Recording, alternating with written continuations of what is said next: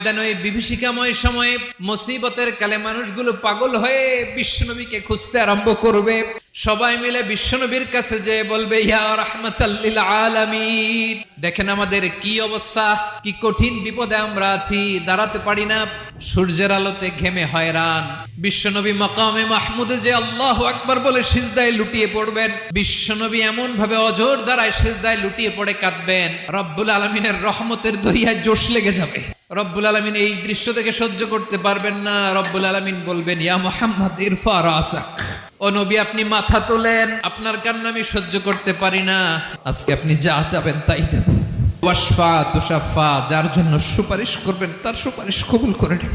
নবী মাথা তুলবেন, তুলে বলবেন, রব্বি হাবলি উম্মতি, আল্লাহ তুমি আমার গুনাহগার উম্মতকে বাঁচাও।